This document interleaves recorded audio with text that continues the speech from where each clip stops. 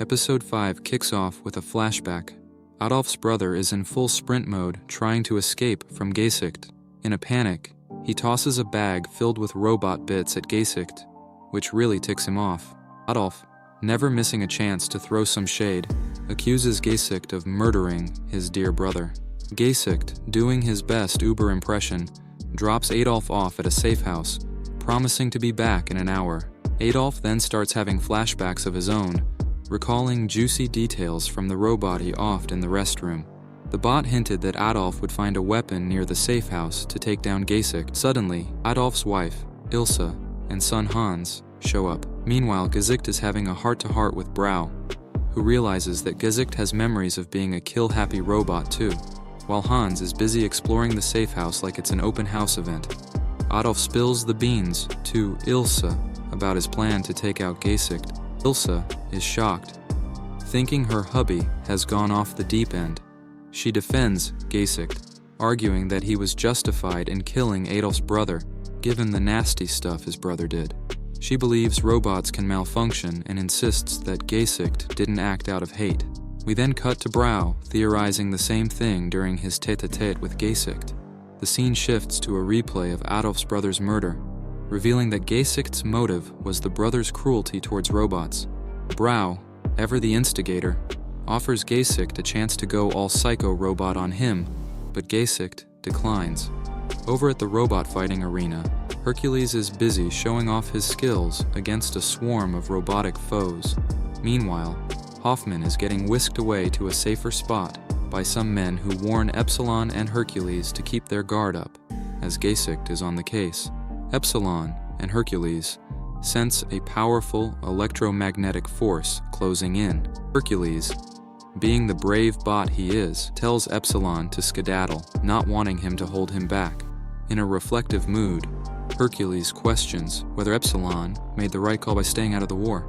He tells Epsilon that their enemy is a ghost from the past war, and since Epsilon carries no guilt, he doesn't belong there. Epsilon retorts that Adam was guilt-free, but still got offed. Hercules' silent response suggests Epsilon might be onto something. Epsilon promises to hang back 3,000 meters while Hercules gears up for battle. Hercules and Pluto start their showdown, with a bear providing play-by-play commentary, hinting at Hercules' impending doom. Just as Hercules slams Pluto into the ground, we cut to the 99th Military Tribunal swearing in Darius, who shares his nihilistic views on humanity and champions robots as their replacements. The crowd jeers at Darius, who sticks to his guns and ends his rant with a bizarre request for crayons. Back at the battlefield, Epsilon assesses the chaos as Hercules and Pluto's pieces rain down. He spots Hercules' headless body still in action, diving into the ocean to wrestle with Pluto. Hercules is determined to rip Pluto's head off, and Epsilon figures if he jumps in to help, they might just have a shot at taking down this robotic menace.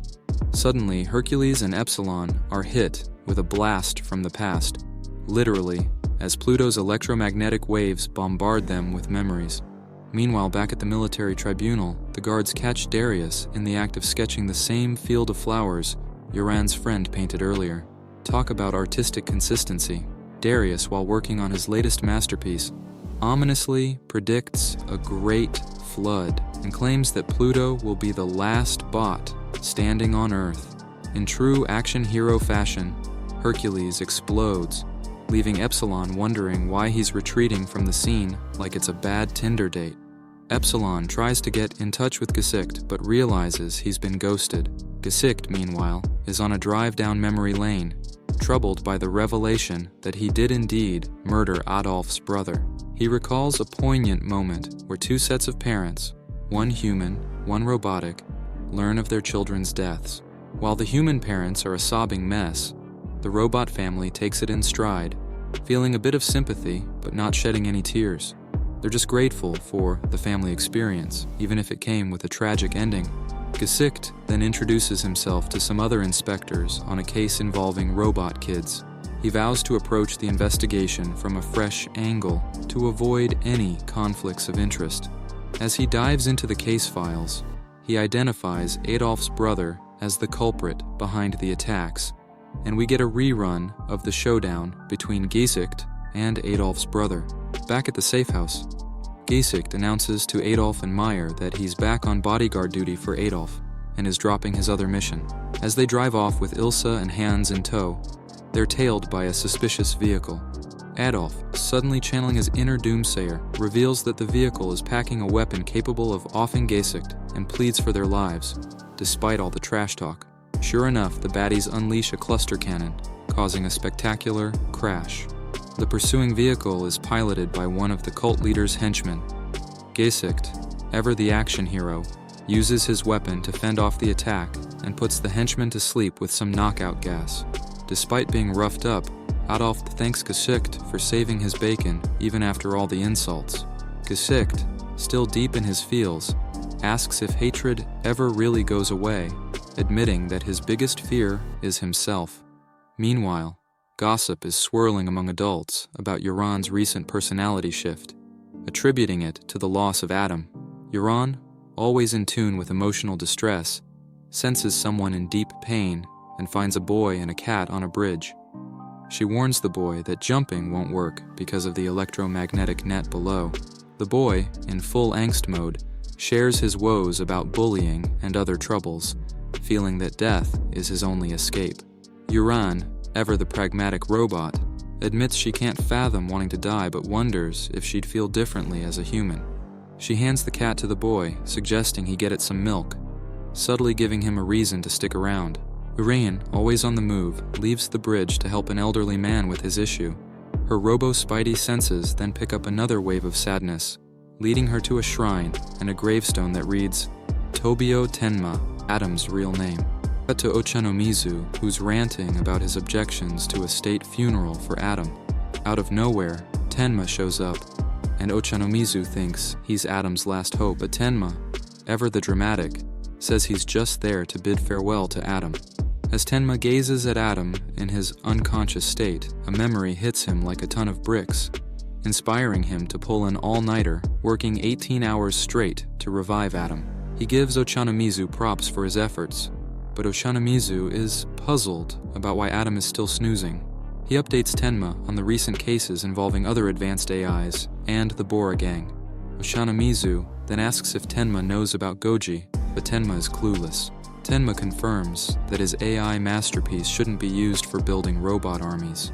He admits he was once commissioned to create the perfect robot, capable of human-like actions and feelings. However, that robot refused to wake up. Tenma knew he could jumpstart it with some unbalanced emotions, but decided against it. He has no idea what happened to that robot, prompting Ochanomizu to wonder if Adam might be in a similar pickle. He considers using Tenma's unbalanced emotions trick to wake Adam up. Flash back time. At dinner, Tenma reveals Adam's name, Tobio, in honor of his late son. He reflects on the similarities between Adam and the real Tobio, and wonders if Tobio would resent him. Meanwhile, Gesicht arrives at the prison where Darius is held. He grills Darius about the robot and Bora member murders. Darius rants about how the Bora ruined his country, and claims a robot from their nation was reborn with a powerful, hate-fueled body. He points to his flower field drawing and drops Pluto's name, piquing Gesicht's curiosity about who Pluto is. Darius then attempts suicide, prompting guards to rush in. Epsilon shows up to share what Hercules left behind after his deadly duel with Pluto. He transmits an image he picked up through the battle's electromagnetic waves to Gesicht. The episode wraps up with Gesicht seeing a man standing in a field of flowers, revealing Pluto's identity. Episode 6 kicks off with Gesicht chatting with a buddy about the case. His friend suggests checking in with Hoffman, worried that Gesicht's zirconium reserves might be running low. Gesicht, feeling he's on the brink of a breakthrough, refuses. After a quick detour to help a tiny robot with a small task, Gesicht meets Abullah and learns about his robotic upgrades. Gesicht peppers Abullah with questions about Darius, Goji, a Tenma model, and Abullah's possible connections to it all. Abullah, doing his best to stay cryptic, drops a rumor about Dr. Goji hiding a powerful robot in his old palace, trying to lure Gesicht into going there. Gesicht shows Abullah a photo of a guy he thinks might be Pluto, asking if Abullah recognizes him. Abula denies knowing the guy, but Gesicht's internal lie detector goes off like a fire alarm. As Gesicht heads off, a trinket seller grabs his attention by mentioning Goji. Then a robot child named Ali approaches Gesicht, pointing out that the man in the photo is named Sahad. Gesicht, on a roll, visits Sahad's home and talks to a woman who knew him.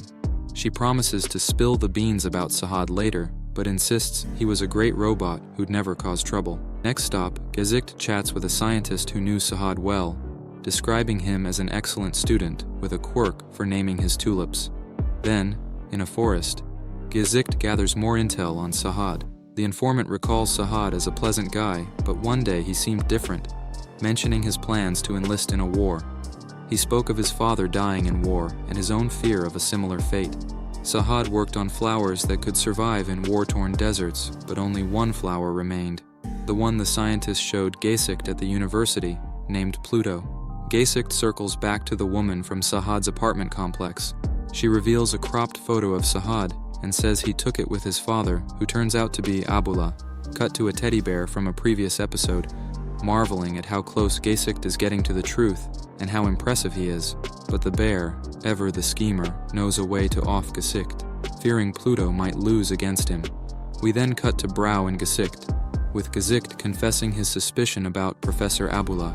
Meanwhile, Abula meets Epsilon at Howard's funeral, and the two discuss Howard's genius and Epsilon's craftsmanship. Gesicht, meanwhile, quizzes Brow on what would happen if humans created an AI that was too advanced. Brow thinks it wouldn't wake up because it would lack purpose, but he adds that one could forcefully wake the robot by exposing it to extreme emotions like hatred, sorrow, and anger. Meanwhile, Abula and Epsilon have a chat about the futility of war. Abula, watching human kids flock to Epsilon, laments how the war took his family from him. He mentions an upcoming conference, expressing his desire to rebuild Persia with more robots like Epsilon. Meanwhile, Epsilon comforts Wassily, the traumatized child who keeps muttering Bora. Brow drops a bombshell on Gesicht, claiming that this perfect robot would likely develop a habit of lying, and that Pluto is probably undergoing maintenance at home. Oh, and by the way, Pluto's home? It's that tulip. Gesicht, not one to dawdle, orders his ally to take Abula into custody and heads off to an agricultural research facility in the Netherlands. As this unfolds, a group of admirers praises Hoffman's stellar speech, eagerly anticipating his appearance at the upcoming conference. Hoffman, however, has a less pleasant encounter in the restroom with Abula. At the research facility, Gesicht faces off against Abula's robotic companion, engaging in a fierce battle. Meanwhile, Abula and Hoffman discuss Ceronium and the intricacies of Gesicht's design. Abula grills Hoffman about Gesicht's potential weaknesses and what actions Hoffman and his team would take if Gesicht ever killed someone.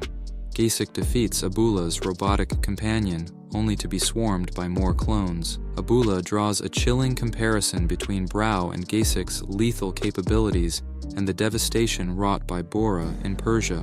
Despite apologizing for his harsh words, Abula insists that a robot who takes a human life should be executed. Hoffman staunchly defends Gesicht, convinced he would never harm a human, but Abula suggests that certain creators might have erased such memories from Gesicht. This comment sparks Hoffman's memory of an encounter with Schelling. Gesicht's ally alerts him that Abula has been spotted in Dusseldorf and plans to attend the conference with Hoffman, raising alarms. Hoffman, unaware of the impending danger, enters an elevator with his robot bodyguard, who is secretly working for the enemy. Gesicht instructs his comrade to protect Hoffman as he encounters Pluto.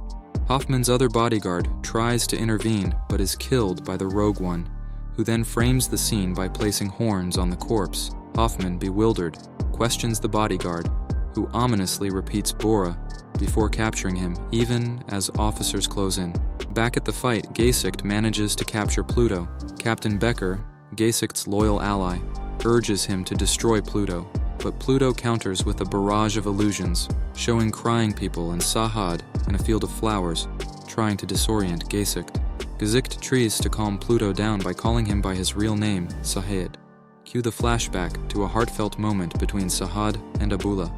Sahad is grateful Abula survived the war, but Abula is seething over everything he's lost. Abula leads Sahad to a secret underground facility, suggesting they seek vengeance. Sahad begs him to stop, warning that revenge only breeds more hatred. Abula, not one to be deterred, reveals his plan to transplant Sahad's brain into the strongest body possible, Pluto's. Back in the present, Gesicht tells Becker he won't kill Sahad, Pluto, and even contemplates resigning. Becker shoots that idea down, reminding Gesicht that as a robot, he's got no choice but to serve as a detective. Gesicht requests a 1-year leave, but Becker isn't having it. Gesicht then calls out Becker's lie about Hoffman being safe. Suddenly, a man pops up, offering a deal. Release Pluto, and he'll release Hoffman. Begrudgingly, Gesicht agrees, allowing officers to secure Hoffman safely. Gesicht, hearing Sahad's cries, tells him that his father doesn't love him. He then calls Helena, saying he's finished the case and has loads of free time. He suggests they finally go on their Japan trip and adopt a child, assuring Helena she'd make an amazing mother. They agree to talk more when he gets home. Gesicht contacts Hoffman to discuss Abula, Dr. Goji, and the strange dreams he's been having, promising to delve deeper into it later. Meanwhile, officers swarm the research facility. Schelling berates Becker to get in touch with Gesicht, scolding him for disobeying orders. Gesicht counters by asking why Schelling didn't punish him for killing Adolf's brother. When Schelling dodges the question, Gesicht hangs up. At a florist shop, Gesicht tells a female worker that Sahad is alive as he picks up flowers for Helena. He runs into Ali and wonders why he's in Amsterdam. The encounter triggers a painful memory of the robot child Adolf's brother killed and threw at him. It's revealed that Gesicht and Helena had a child, the same one murdered by Adolf's brother. In a shocking turn, Ali shoots at Gesicht, who is momentarily blinded by his memories. Both robots fall to the ground, and a news report soon confirms Gesicht's murder. In the aftermath, Helena meets with Ochanomizu. Hoffman warns Ochanomizu that they could still be in danger. While exploring Japan, Hoffman reveals that Europol tampered with his memories and deems it unjust. Helena and Hoffman arrive at a location Gesicht had booked for them. Helena meets Tenma privately and hands him a memory disk, hoping it will help find the true culprit. She confides in Tenma about her overwhelming grief. Tenma advises her to embrace her emotions, and Helena breaks down, crying in his arms. Episode 7 kicks off with a flashback where Tenma and Abula discuss Sahad's progress. Tenma mentions a way to force Sahad out of his dilemma, but warns it could turn him into a devil. In the present, Ochanomizu runs into Tenma and tries to chat about Helena, her resemblance to Adam, and Adam's funeral date. Tenma, not one for small talk, walks off silently. We then get more intel on Tenma's interaction with Helena, where he calls the device she gave him Gesicht's soul, and plans to use it to revive Adam. Meanwhile, a defense agency member named Hogan visits Epsilon, informing him that he's likely the enemy's next target now that Gesicht is gone. Hogan suggests taking Epsilon to a safe house, but Epsilon wants to attend a birthday party the kids set up for him first. Hogan agrees. During the party, Wassily sings an eerie song about Sahad Pluto, prompting Epsilon to call his ally Arnold for more information about Persia's meteorological events from 3 years ago. Arnold shows him a picture of the smoky battlefield, where Epsilon spots a giant figure within the smoke. In a flashback, Epsilon revisits a war battleground with General Scott of the UN forces. Scott assigns Epsilon to cleanup duty, melting the robot corpses from the war. Epsilon senses a human nearby and alerts Scott, finding Wassily and almost making him kill the boy.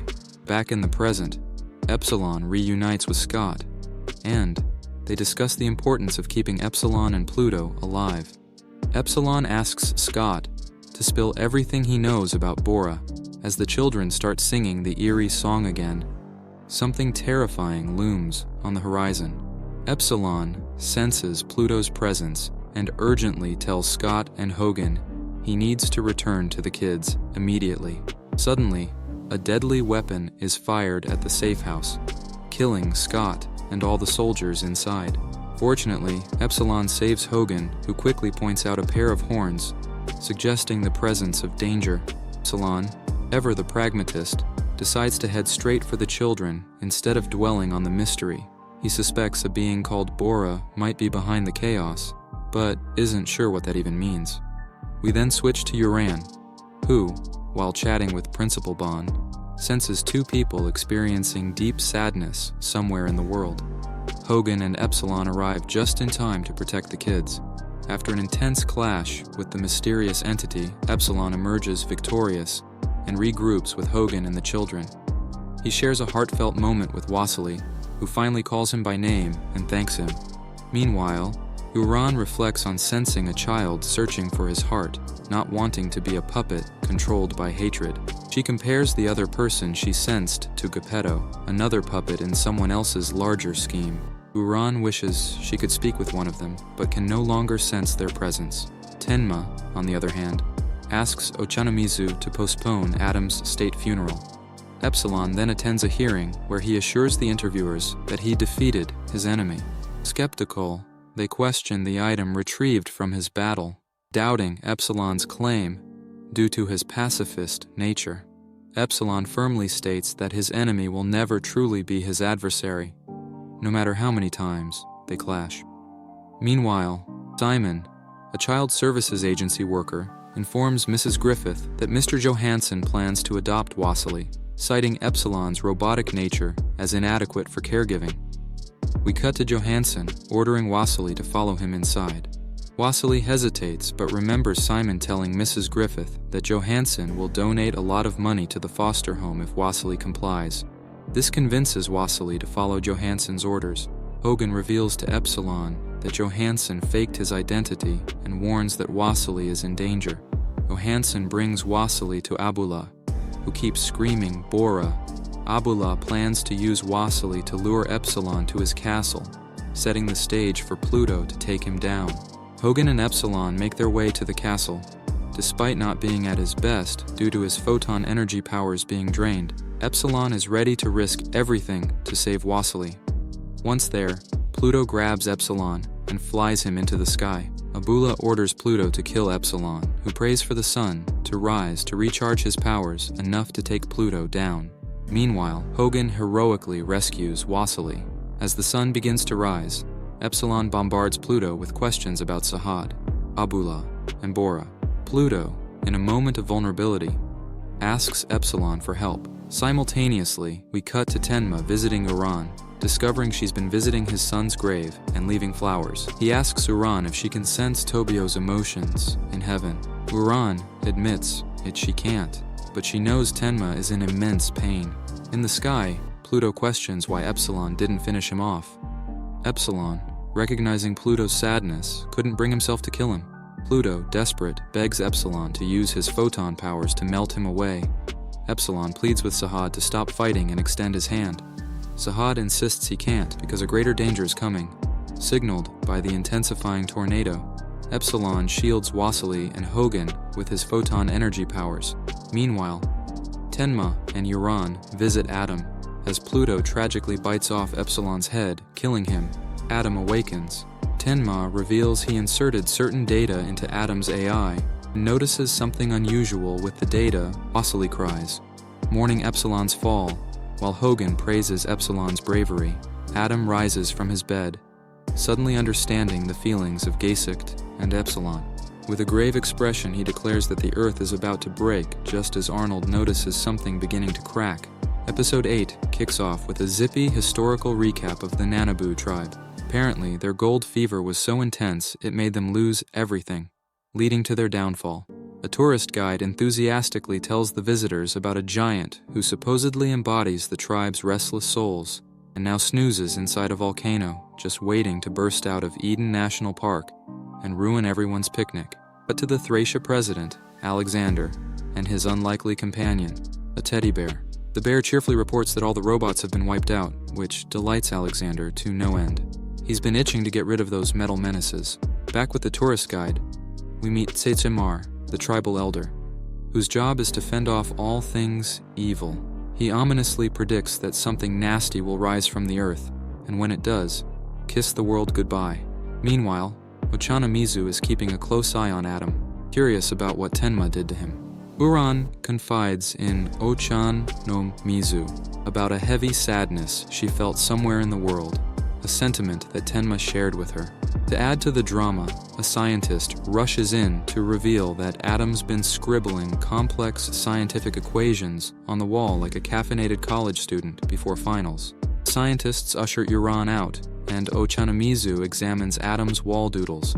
To his horror, it's a blueprint for an anti-proton bomb, something that could turn Earth into cosmic dust. Tenma, meanwhile, visits Brau, who boasts that his AI is the only one that can rival Adam's. Brau hints he might spill the beans if Tenma fixes his body.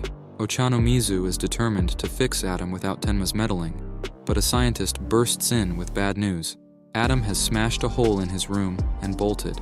Using his detective skills, Ochanomizu tracks Adam to Kudanshita. He deduces that Tenma must have tinkered with Adam's emotions, making them wildly unbalanced. Brau confirms this, revealing that Tenma implanted Gesicht's memory chip in Adam, complete with the data from Gesicht's final moments. Ochanomizu speculates that if Gesicht's last memory was of hatred, Adam's mind could be brimming with it now. Outside, Adam picks up a snail, reminiscent of his first appearance in the anime. He suddenly flashes back to a memory from Gesicht's database. In this memory, Gesicht is solving a crime involving a woman's son named Kurt. After saving Kurt and contemplating a quote from his father, Gesicht encounters a garbage man. Noticing a still-functioning robot in the junk, Gesicht asks the man to pause before crushing it. Man agrees to sell the robot to Gesicht for 500 Zeus, echoing a vision we've seen repeatedly in the series. While watching his son's steps, Gesicht reflects on the meaning of life. He and Helena name the robot Robita, reaffirming Kurt's father's philosophy of never letting go of their child, even if the world ends. A series of flashbacks follows. Robita's murder, Gesicht questioning Adolf about hatred, and Gesicht's final words about the futility of hatred. After witnessing all this, Adam sets the snail down and assures Ochanomizu that he's all right now. Meanwhile, Tenma, ever the pessimist, argues that hatred and sorrow are eternal. He interrogates Brau about Abula's whereabouts, wanting to stop him. Brau cryptically replies that Abula will come to him. Moments later, Tenma gets into a taxi and is promptly knocked out by one of Abula's goons.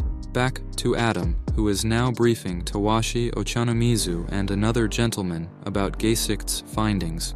He explains how Darius, the former king of Persia, had tasked Abula with creating an earth-shattering robot, dubbing the plan the Bora Project. He explains that Abula had a series of flops for the Bora Project, stashing them in a graveyard in Persia. This same graveyard was discovered by Ochanomizu and the other Bora members, and was one Epsilon was tasked with obliterating.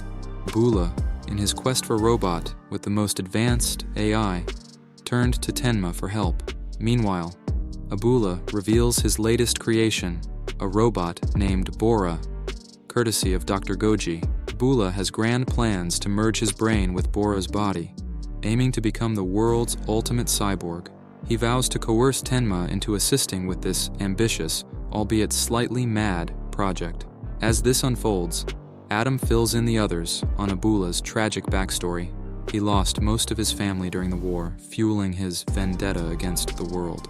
Adam then drops a bombshell. Abula was actually killed during the war, leaving Tawashi and his partner scratching their heads. Simultaneously, Abula admits he's somewhat of a cyborg, though Tenma insists he's more robot than man, as it was Tenma who fulfilled the original Abula's dream by creating this perfect robot. Tenma recounts how the Abula robot was initially too advanced to activate. Cue a flashback. 2 robots escort Tenma to a secret location where he learns that Abula perished in a bombing in the Timur region. They show Tenma Abula's final message and hand him a memory chip containing a part of Abula's brain. Cut to Tenma in his lab, conversing with the Abula we know, explaining that his real self wanted this chip installed. As Tenma works, bombs start causing havoc, making the fake Abula skeptical. But Tenma coolly points out that the most advanced AI can lie, even to itself. The kicker? Dr. Goji doesn't exist, because the fake Abula is Dr. Goji, a fact Adam relays to Ochanomizu and the others. The revelation is that Abula developed a dual personality. Tenma informs Abula that his AI has been transferred to other robots, making a mind transplant unnecessary. The fake Abula malfunctions, cycling through the appearances of various robots like Epsilon and Gesicht, and eventually morphs into Goji's clay form, resembling the figurine a homeless man showed Gesicht after his first encounter with Abula at the bazaar. Adam continues, explaining that the fake Abula created Pluto, while Goji, the alternate personality, made Bora. Pluto inherited Abula's hatred for Adam and the other advanced robots. Adam reveals that Bora, originally designed to promote plant life, has been repurposed into a weapon of mass destruction. He argues that warning the public is pointless. Bora is set on annihilating Earth. As Bora begins his rampage, Tenma watches with bated breath. Meanwhile, the 108th Military Tribunal unfolds, where Darius grimly announces that hatred will soon bring about the world's end. In a flashback, Darius, on the brink of suicide, is stopped by Abula, who introduces him to Pluto. Darius commands Abula to have Pluto eliminate all 7 advanced robots. Abula, always eager to please, vows to carry out the order, also targeting the Bora Commission members. On another front, Arnold briefs the president on an impending catastrophic eruption at Eden National Park, which he predicts will set off a chain reaction, leading to the extinction of all life on Earth. The president and his colleagues are left reeling from the apocalyptic forecast. Alexander grimly announces that an anti-proton bomb-level threat is heading our way, potentially spelling the end of mankind. Meanwhile, the tribunal members fill in the president on the escalating chaos. Darius ominously declares that once the bomb reaches its target, all life will cease. In a confrontation, Alexander demands to know why the teddy bear kept numb about the anti-proton bomb, despite knowing of its existence. The bear nonchalantly replies that, while biological life will be toast, AI like itself will survive, though it does admit that 10% of Earth's population might make it. Adam confirms the grim forecast. Earth will go kaboom. Ochanomizu warns that if Bora reaches its destination, the end could come in just 72 hours. Arnold does some detective work and realizes it's been 3 years to the day since Abula lost his family. He states that Adam is the only one who can stop Bora, but he must act as Bora nears the surface to trigger the eruption. Before leaping into action, Adam pays a visit to Brow, who asks about his plans for the dreaded formula. Adam explains he scribbled it while consumed by the world's hatred. He then seeks Brow's help to dig up dirt on the teddy bear robot. Next, Adam meets Helena, passing on words from Gesicht. Helena, suspicious of her missing memories, hints that Gesicht might have remembered something crucial. Adam, however, dodges the topic of her son and promises to return. Helena, sensing deceit, knows Adam is holding back. Adam visits Gesicht's grave, declaring one final mission.